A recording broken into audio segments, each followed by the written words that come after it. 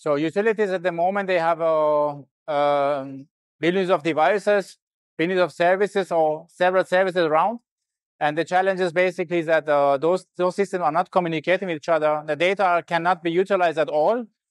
And then, yes, there's a second stage of the challenge that we need to provide a software, or we need to provide a solution for utilities that they can connect all these platforms together, or they can basically validate this data, or they can utilize the juice of this data. And this is the fact that we do in Cuculus. So we have several different software components which they can help utilities not to only integrate or to connect the devices, but also provide a data utilization to utilities or to the services, in the fact that they can use this data to do better forecasting, to do the better or more accurate decision making for the actions they want to do basically maintenance of devices and so on. And that's basically what we have with the different solutions in Cuculus, different applications.